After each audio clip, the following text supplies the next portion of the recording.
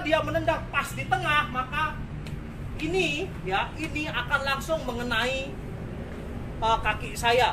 Ketika dia menendangnya agak samping, maka yang terjadi adalah kaki saya akan ke sini. Oke, contoh ketika Mas nendang gini tapi agak samping gitu kan. Jadi seperti ini, dia nendangnya agak samping, maka yang terjadi tetap sama.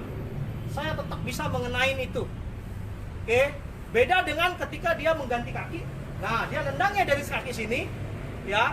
Ketika dia nendang ke sini, yang terjadi adalah akan seperti itu.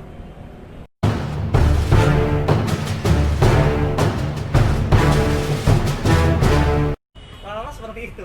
Ngomongnya jangan banyak-banyak, aplikasinya aja.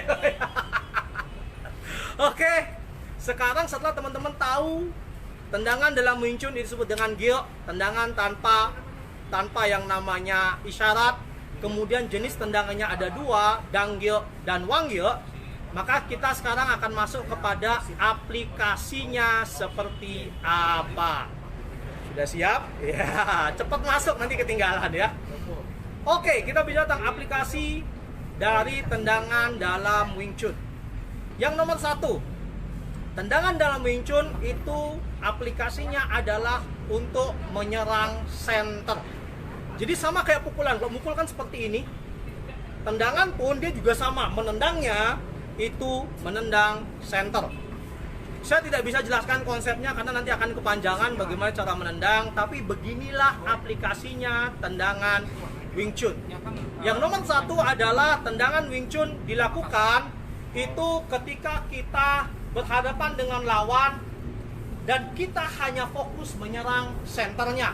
Mau lawan dia nendang round kick ya, mau round kick ke atas, round kick ke samping, ataupun dia tendangan ke depan seperti ini, fokusnya aplikasi dasar basic dalam tendangan Wing Chun itu adalah menyerang senternya. Oke.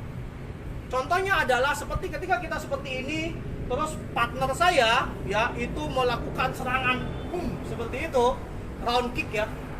Round kick ke perut aja atau ke sini boleh ya, ke sini boleh.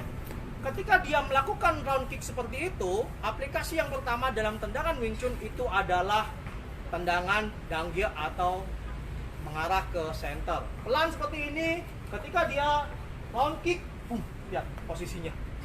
Sebelum lawan, kita pelan ya, kita lebih pelan, nendang lebih pelan, saya akan nendang lebih pelan sehingga kelihatan. Oke, 1, yuk, 2, 3, lihat. Sebelum dia sampai tendangannya, kaki saya sudah sampai terlebih dahulu. Oke, sehingga kadang orang ketika menghadapi tendangan front kick sibuk sekali dengan mundur atau sibuk sekali dengan menangkis dan lain sebagainya.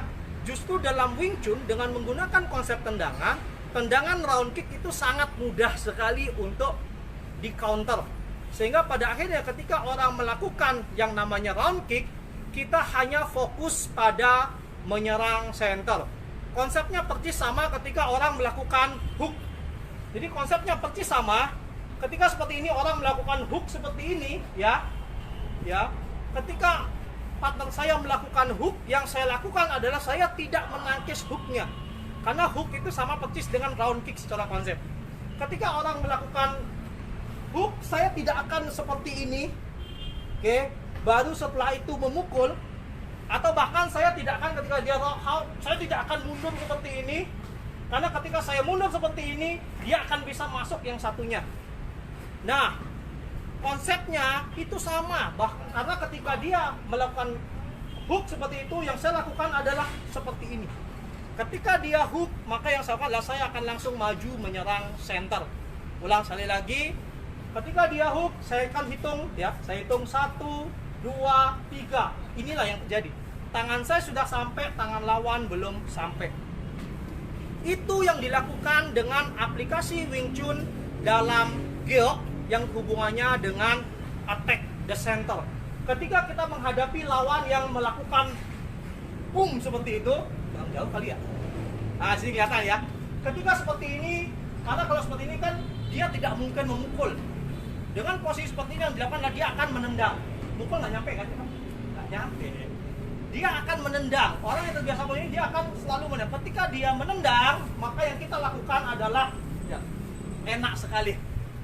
Oke, ini konsep attacking center dalam gyo. Jadi tendangan dan pukulan Wing Chun itu memiliki konsep yang percis sama, percis. Sehingga pada akhirnya ketika kita menggunakan seperti itu, maka yang terjadi adalah konsepnya sama, attack the center. Itu yang pertama ya. Jadi attack the center. Nah, lalu bagaimana ketika partner kita melakukan tendangan depan gitu kan? Nah, itu konsepnya percis sama ketika lawan memukul jab ke depan. Jadi karena teman-teman terbiasa dengan menggunakan Wing Chun itu pakai tangan, saya akan buat analogi sama antara tangan dan kaki gitu ya. Nah, konsep orang menendang ke depan, entah dia tendangan kaki depan atau tendangan kaki belakang seperti ini konsepnya percis sama dengan ketika orang melakukan jab. Ketika orang melakukan jab, fokus saya dengan tangan itu hanyalah memukul center. Ya, pukul saya adalah hanya dengan memukul center. Bukan fokusnya adalah membelokkan pukulannya. Karena ketika saya membelokkan pukulannya, yang terjadi adalah pukulan berikutnya. Oke. Itu yang dilakukan oleh tangan dan itu pula yang dilakukan oleh kaki dengan gioknya. Ketika seperti ini, ketika orang memukul dia jab, maka yang terjadi adalah saya akan cross, ya, intercept jabnya dan melakukan pukulan sehingga tangannya ke samping. Nah, itu yang dilakukan pula dalam Wing Chun di tendangan atau giok. Ketika biasanya orang tendangan depan tuh ada dua, yaitu yang pertama adalah tendangan dari gini, ya, dari kaki belakang, ya, dari kaki belakang, ya. Ini kursus dulu tendangannya. Oke, ketika dia seperti ini kan kakinya, dia nyampe nya ketika di sini, berarti kan posisinya, nah posisinya kan seperti ini, nyampe ya.